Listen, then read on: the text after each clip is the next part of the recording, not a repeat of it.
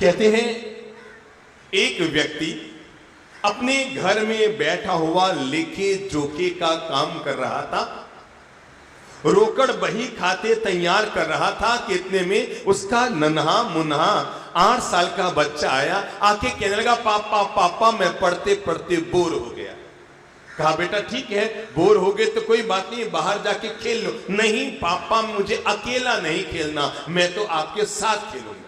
अरे उसने कहा, बुद्धू मुझे अभी रोकड़ का काम करना है, जरूरी काम करना है, खाते तैयार करने, और तू जो खेलने की तू जा। नहीं पापा, मुझे तो आपके साथ ही खेलना है। और ये कहते हुए बच्चा जिद पे अड़ाया, रोकड़ बही खींचने लगा। तभी पापा ने देखा सामने कागज का टुकड़ा पड़ा था। सामने एक कागज का टुकड़ा पड़ा था। पापा ने देखा उस पर विश्व का ग्लोब छपा हुआ था। क्या था? विश्व का नक्शा, पूरी दुनिया का नक्शा उसमें छपा हुआ था। पापा ने कहा, इधर ला वो कागज, इधर ला, पहले अपन दूसरा खेल खेलते हैं। और बच्चा वो कागज लाया।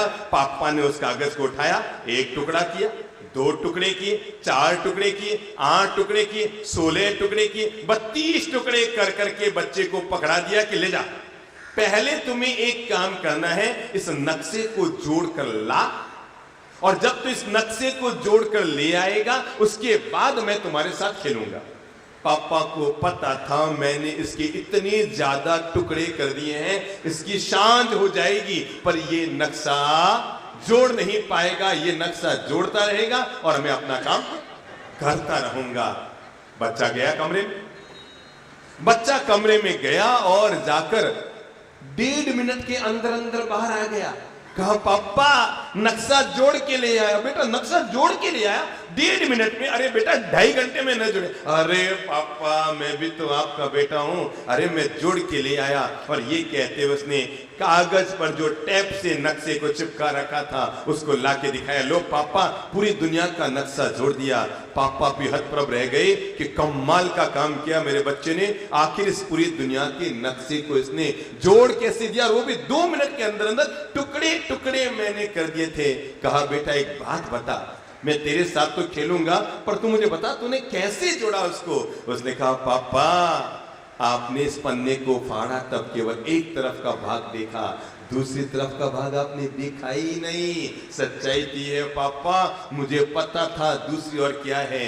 दूसरी ओर इसमें एक इंसान का नक्शा छपा हुआ था। किसका? एक आदमी का पूरे शरीर का नक्शा छपा हुआ था। पापा मैंने कुछ नहीं किया, टूटे हुए इंसान के टुकड़ों को आपस में जोड़ दिया, और जैसे इंसान जुड़ा कि पूरी दुनिया अपने आप जुड़ गई। धर्म हमें जीवन की कोई पहली प्रेरणा देता है तो पहली प्रेरणा यही देता है कि हर इंसान अपनी जिंदगी में ऐसे टूटे हुए दिलों को जोड़ने का नाम धर्म है। बिखरे हुए परिवारों को जोड़ने का नाम धर्म है। मन में पलने वाली कषाय की वृत्तियों को शांत करने का नाम धर्म है। अपने कर्तव्यों को निर्वाह करने का नाम धर्म है। धर्म और कुछ भी नहीं, केवल एक सात्विक निर्मल पवित्र जीवन जीने की कला है।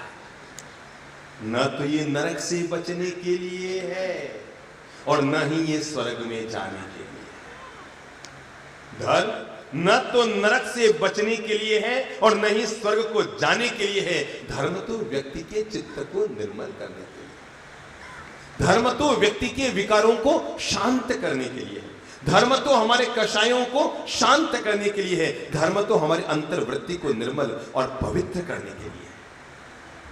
हर इंसान देख ले जो रोज मंदिर में जाके भगवान की पूजा करता है, मंदिर में जाकर ईश्वर की पूजा करना अच्छी बात है, बहुत अच्छी बात है, पर एक बार जरूर देख ले जो व्यक्ति मंदिर में 15 मिनट तक धार्मिक रहता है, अपन मंदिर जाते हैं वहां पर 15 मिनट रहते हैं, अपन थानक में जाते हैं वहां पर 1 घंटा रहते हैं, तो आदमी 24 घंटा कहां रहता है? अपने घर में रहता है। तो जीवन में धर्म की शुरुआत उस मंदिर से बाद में कीजिए जहां पर इंसान 15 मिनट रहता है। जीवन में धर्म की शुरुआत उस थानक से बाद में कीजिए जहां पर आदमी 1 घंटा रहता है। अगर जीवन में धर्म की शुरुआत करनी है तो अपने उस घर और परिवार और जिंदगी से कीजिए जहां पर आदमी 24 घंटे रहता है।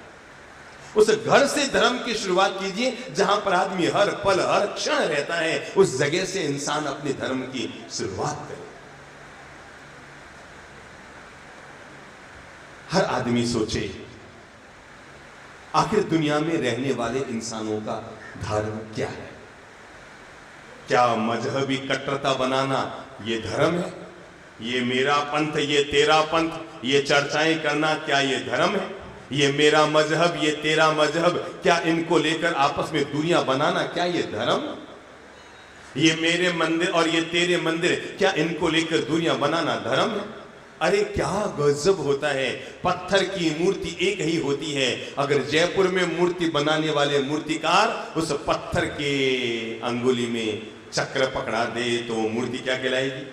बोलो बोलो बोलो बोलो, क्या कहलाएगी?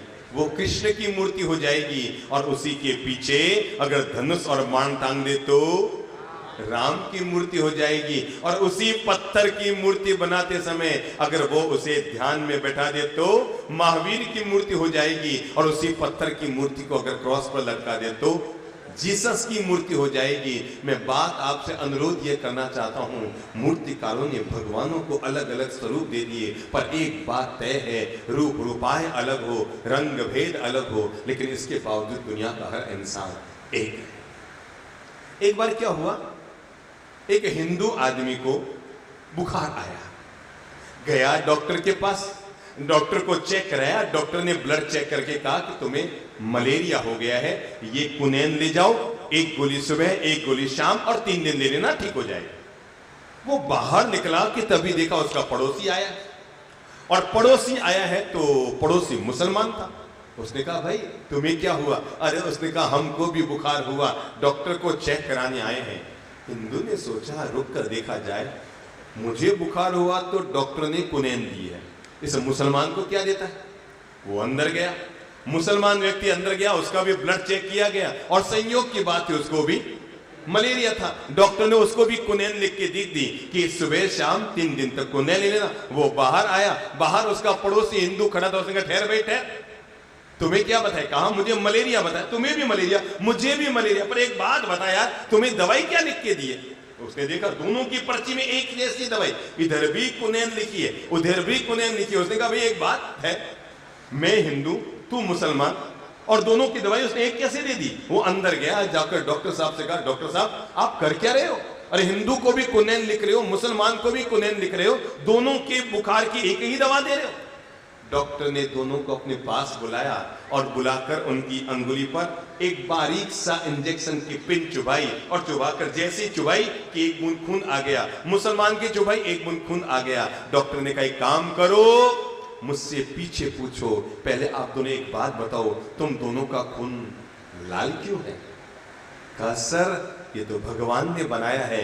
डॉक्टर ने कहा बस जिंदगी भर याद रखना, जब दोनों का खून एक है तो दोनों का रोग भी एक होगा, और दोनों का रोग एक है तो दोनों का इलाज भी एक ही होगा। मैं अभी रात को बैठा था और कुछ लोग मेरे पास बैठे थे, एक गांव की चर्चा करते हुए कहने लगे साहब हमारा अमुक गांव है, वहां पर कीर्ति स्तंभ बने कई साल हो गए, पर नेताओं की नेतागिरी के चलते, आपस की उलझनों के चलते, आपस की दूरियों के चलते आज तक न तो वहां पर भगवान बैठ पाए और न जिनके नाम पर कीर्ति स्तंभ बनाया वो महाराज बैठ पाए।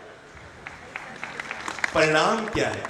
हम लोग धर्म के द्वार पर जाकर धर्म कम करते हैं और कर्म ज्यादा कर देते हैं। और याद रखना, दुनिया भर में कोई कर्म कर लोगे तो धर्म के द्वार पर जाकर मंदिर और थानक में धो लोगे, पर मंदिर और थानक में जाकर भी अगर गलत कर्म कर बैठे तो कहां जाकर धोगे? धर्म में आकर भी अगर आदमी राजनीति कर बैठा, धर्म में आकर भी आदमी क्षुद्र बुद्धि बना बैठा, धर्म में आकर भी आदमी आपसे तनाव और खिंचाव बना बैठा, अपने अपने ईगो को टकरा गए।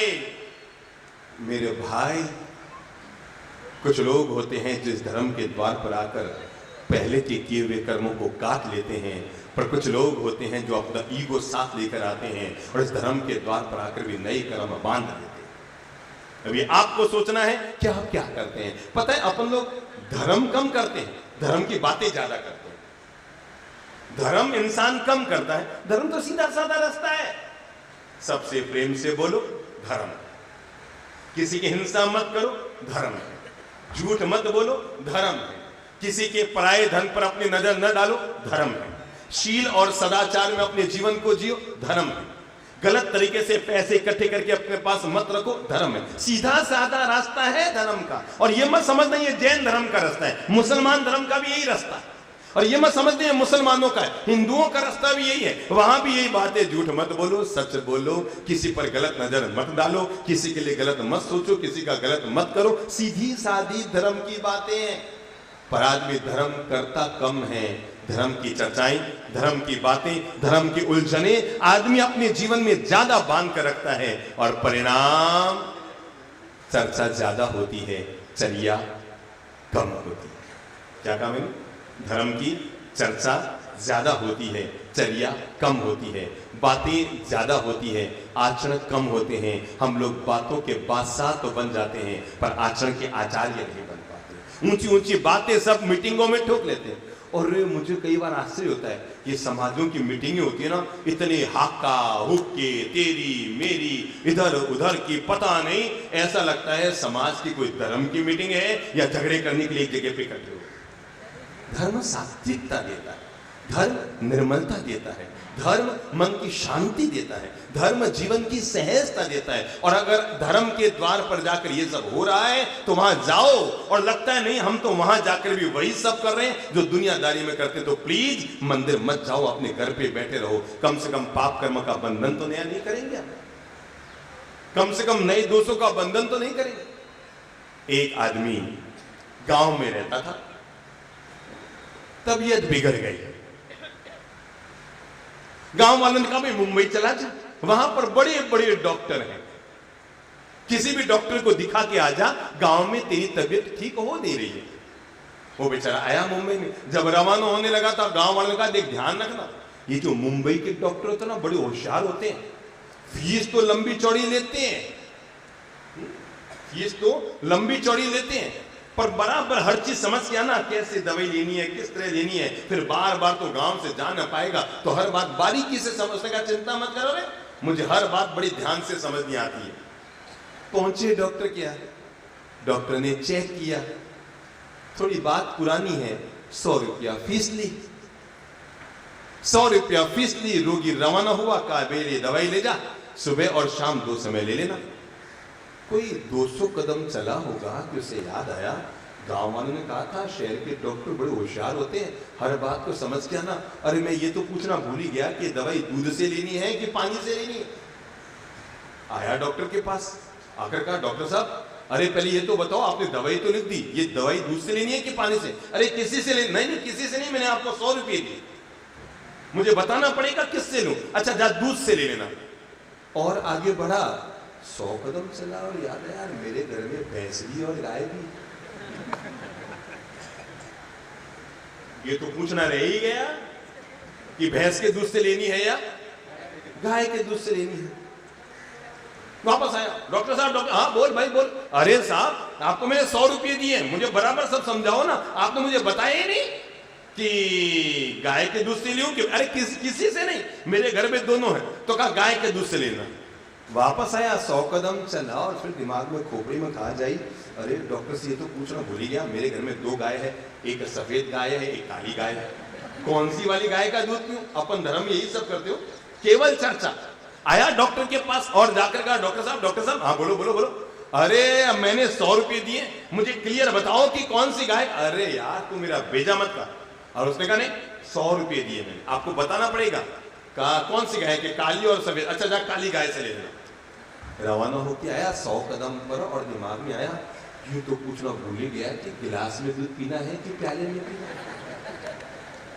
वापस आया और आकर कहा डॉक्टर साहब गिलास में दूध लेके लूं कि प्याले? अरे यार मेरा भेजा मत खा, चल तू अपने 100 रुपये वापस ले जा। और ये कहते हुए डॉक्टर ने 50-50 के 2 नोट पकड़ाए कि ले जा तू, ले जा अपने रुपये भी ले जा, तू भी जा। एक 50 से दवाई खरीदना, एक 50 से बस किराया लगा ले, तो यहां से जा। 2 मिनट के बाद वापस आया, दोनों नोट दिखाए, कहा डॉक्टर साहब ने ये तो बताई नहीं किस वाले नोट से दवाई लूं और किस वाले नोट से। मेरे भाई केवल चर्चाएं, केवल बातें, केवल टिप्पणियां हम लोग कर लेते हैं, जबकि धर्म तो हमारी जिंदगी आराधना है, धर्म हमारे जीवन की साधना है। पहला अनुरोध करना चाहूंगा, धर्म के नाम पर कभी भी सांप्रदायिकरण मत कीजिए। ये मेरा, ये तेरा, ये इधर का, वो उधर का, बंटवारा मत कीजिए।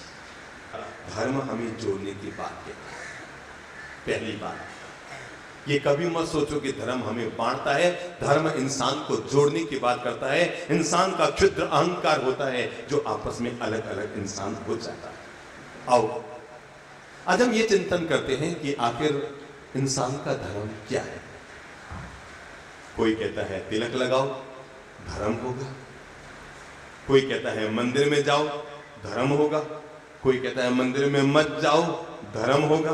कोई कहता है थानक में जाओ, धर्म होगा। कोई कहता है मुंहपत्ती बांध के सामायिक करो, धर्म होगा। कोई कहता है उतार के सामायिक करो, धर्म होगा। कोई कहता है यूं मार का तिलक लगाओ, धर्म होगा। कोई कहता है खड़ाऊ पहनो, धर्म होगा। कोई कहता है बालों की लुंचन करो, धर्म होगा। कोई कहता है पांव में खड़ाऊ पहन लो और बालों को लंबा कर लो, धर्म होगा। कोई कहता है सफेद कपड़े पहनो, धर्म होगा। कोई कहता है भगवे कपड़े पहनो, धर्म होगा। कोई कहता है सारे कपड़े उतारो तभी धर्म होगा। इंसान सोच सोच कर सोचे आखिर इंसान का धर्म क्या है।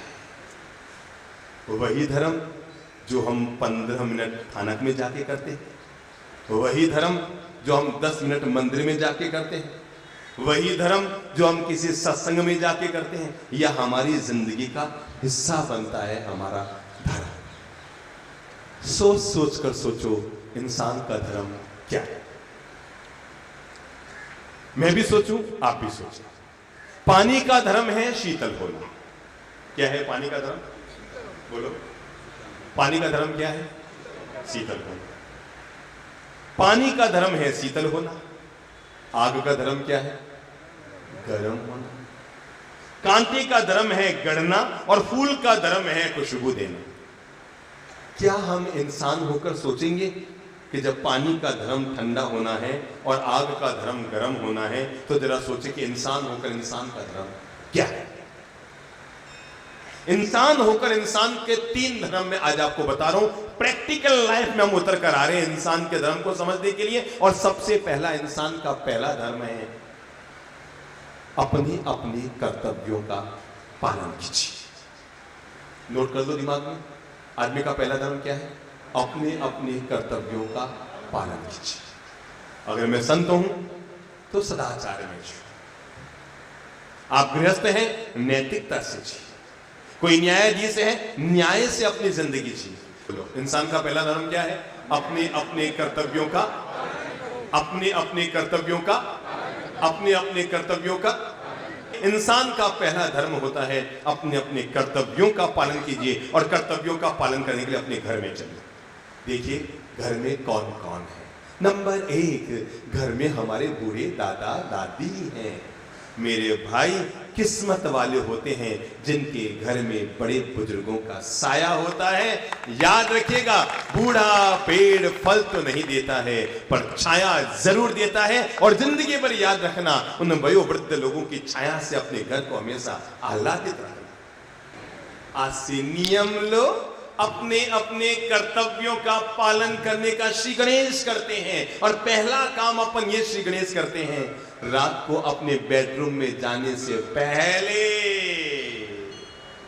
एक और रूम में जाइएगा। आप नहीं, समस्त लोगों को कह रहा हूं जिनके घर में बड़े बुजुर्ग हैं। याद रखना, या तो दुनिया में किसी की दुआएं काम नहीं करती, और अगर सबसे पहले किसी की दुआएं काम करती हैं तो आदमी के घर के जो बड़े बुजुर्ग होते हैं ना, उनकी दुआएं सबसे पहले काम किया करती। तो आज से अपने घर के लिए नियम, एक छोटा सा नियम लेते हैं, और वो है अपने बेडरूम में पीछे जाएंगे, पहले दादी सा के रूम में जाएंगे। ठीक है?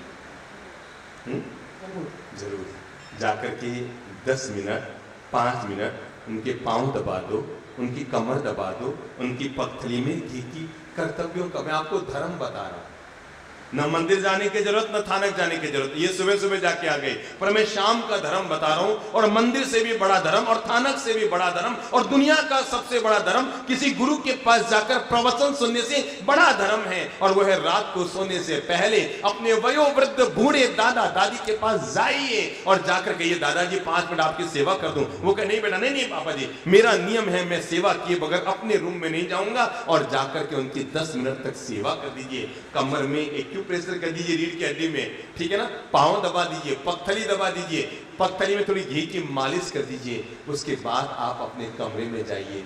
आपकी संतान कितनी है? अभी तक नहीं हुई है।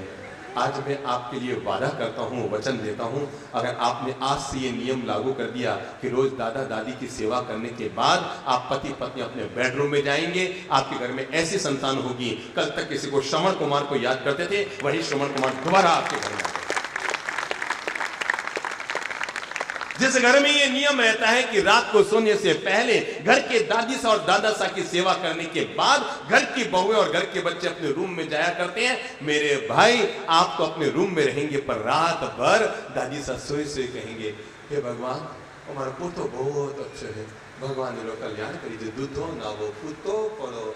मेरे भाई, एक दिन नहीं, 2 दिन नहीं, 10 दिन नहीं, एक न एक दिन दादी सा की दुआएं जरूर काम करें, ठीक है।